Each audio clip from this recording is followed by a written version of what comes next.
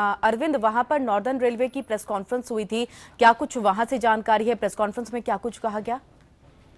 यहाँ पे जनसंपर्क अधिकारी मंजर करार जी ने प्रेस कॉन्फ्रेंस किया था सुबह। उन्होंने बताया कि कानपुर के पास जो हादसा हुआ था उसमें इलाहाबाद से भी रेस्क्यू ऑपरेशन भेज दिया गया है। वहाँ पे सारे अधिकारी भी पहुंच गए हैं और उन्होंने बताया कि जो मरने की संख्या वो 60 से लगभग 60 से अधिक भी हो सकती है और कम भी हो सकती है।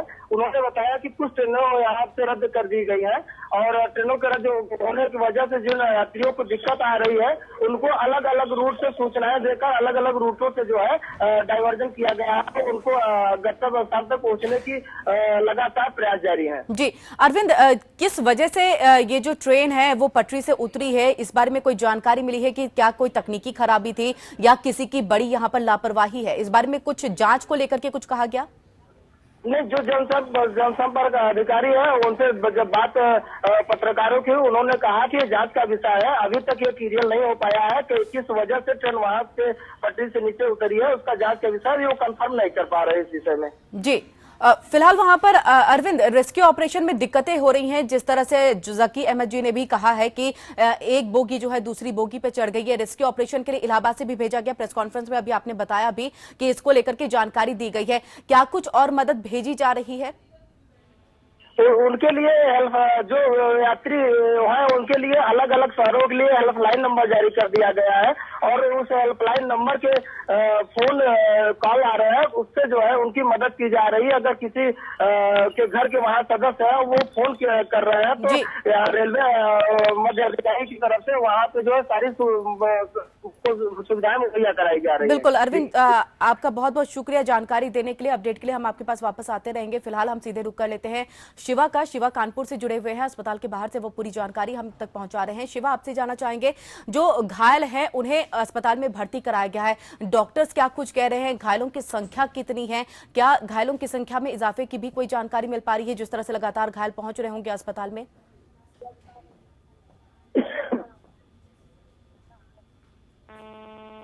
शिवा, आवाज पहुंच रही है आप तक हमारी? तो फिलहाल शिवा तक हमारी आवाज नहीं पहुंच पा रही है। तकनीकी खराबी यहां पर बहुत ज्यादा हो रही है, जिस वजह से लगातार हम कोशिश अपने संवाददाताओं से जुड़ने की कर रहे हैं।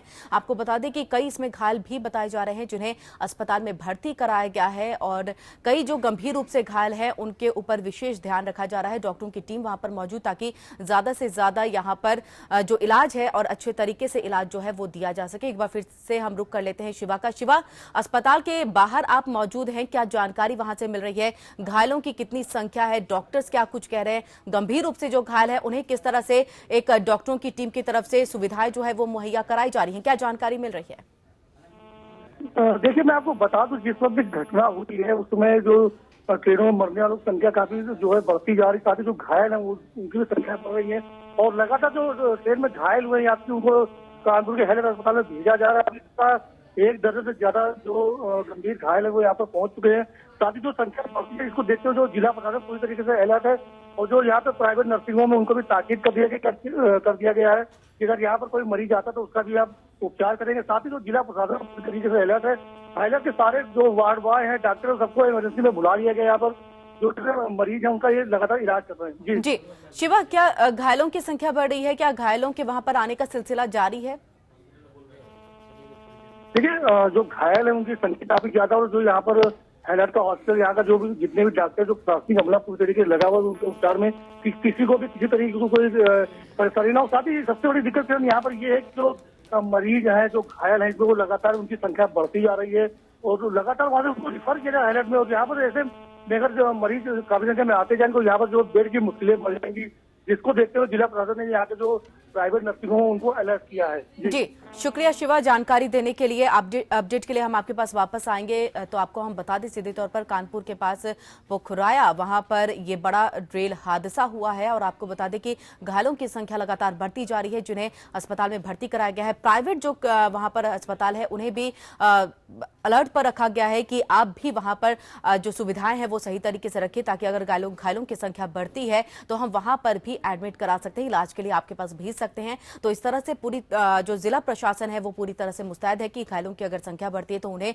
उस तरीके का इलाज मिल सके। लेकिन एनडीआरएफ की टीमें भी मौके पर मौजूद हैं जहां पर ये घटना हुई है और वहां पर लगातार रेस्क्यू ऑपरेशन चल रहा है। लेकिन जिस तरह की दिक्कतें पेश आ रही हैं, आपको बता दें एक बोगी दूसरी बोगी पर चढ़ गया और ये वजह रह रही है कि जो दूसरी बोगी है, जो नीचे की बोगी है, उसे लोगों को निकाल पाने में थोड़ी दिक्कतें जरूर आ रही हैं। लेकिन कोशिश की जा रही है कि रेस्क्यू ऑपरेशन जल्द से जल्द किया जाए और अच्छे तरीके से और बहुत ही कहे तो बारीकी से यहां पर काम करने की जरूरत है, क्योंकि अगर ट्रेन को हम काटते भी हैं और वहां से लोगों को निकालने की कोशिश करते हैं तो उसमें भी बहुत ज्यादा सुविधा और सावधानी बरतने की जरूरत पड़ती है।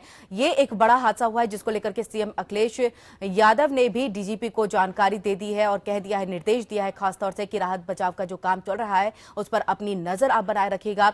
रेल मंत्री सुरेश प्रभु भी सीधे तौर पर इस पर अपनी नजर बनाए हुए हैं। उनसे प्रधानमंत्री नरेंद्र मोदी ने भी बातचीत की है और कहा है कि किसी भी तरह की अगर जरूरत पड़े, मदद की जरूरत हो तो उसके लिए आप कहीं से भी आप मदद ले सकते हैं। और सीधे तौर पर इस पर दुख भी प्रधानमंत्री नरेंद्र मोदी ने जताया। मौके पर राहत बचाव का कार्य लगातार चल रहा है।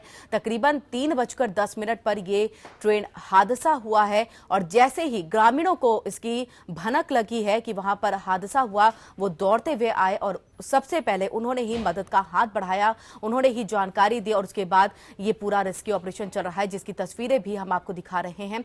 और इसके साथ ही हम आपको बता दें कि सबसे ज्यादा जो नुकसान है वो S1 और S2 बोगियों को हुआ है और इसको लेकर के इलाहाबाद से भी जो रेस्क्यू है, जो मदद है वो भिजवाई गई है। वहां से नॉर्दर्न रेलवे की एक प्रेस कॉन्फ्रेंस हुई थी जिसमें कहा गया था कि रेस्क्यू में जितने भी लोगों की जरूरत है वो हम यहां से भिजवा रहे हैं। जिस भी मदद की यहां पर जरूरत पड़ रही है वो लगातार हम मदद मुहैया करवा रहे हैं। लेकिन बड़ा ट्रेन हादसा, अभी तक वजहों की जानकारी नहीं पता चल पाई है कि क्या किसी की बड़ी लापरवाही है यहां पर जो ये ट्रेन हादसा हुआ है, या फिर अगर हम ये कहें कि कोई तकनीकी खराबी इसमें रही है। लेकिन फिलहाल वजह नहीं पता है। प्रायोरिटी के तौर पर यहां पर, प्राथमिकता के तौर पर यहां पर लोगों को सबसे पहले बाहर निकालने की कोशिश की जा रही है। 63 लोगों की मौत की जानकारी है, लेकिन ये संख्या बढ़ भी सकती है और इसके साथ घायलों की संख्या लगातार बढ़ रही है, जिनको अस्पताल में भेजा गया है इलाज के लिए और कई इसमें गंभीर रूप से घायल भी बताए जा रहे हैं। हम आपको सुबह से ही ये जो खबर है उस पर पल पल की जानकारी दे रहे हैं। आप पल पल की अपडेट, पल पल की जानकारी के लिए लगातार यहां पर देख सकते हैं कि किस तरह से हमारे संवाददाता हर जगह पर मौजूद है, चाहे वो अस्पताल के बाहर की तस्वीर हो वो दिखाने की हम कोशिश कर रहे हैं या फिर घटनास्थल की तस्वीर वो हम आपको दिखाने की कोशिश कर रहे हैं। इसके साथ जहां पर भी प्रेस कॉन्फ्रेंस रेलवे की तरफ से की जा रही है वहां से भी हम आपको पल पल की जानकारी दे रहे हैं। लेकिन सीधे तौर पर ये अगर ट्रेन हादसा हुआ है और इतना बड़ा ये ट्रेन हादसा है तो इसको लेकर के कार्रवाई किस पर की जाएगी, ये अब एक बड़ा सवाल खड़ा होता है, क्योंकि तकरीबन 3:10 पर यह ट्रेन हादसा हुआ है। पटना इंदौर एक्सप्रेस जो डीरेल हो गई, यानी कि पटरी से उतर गई। 63 लोग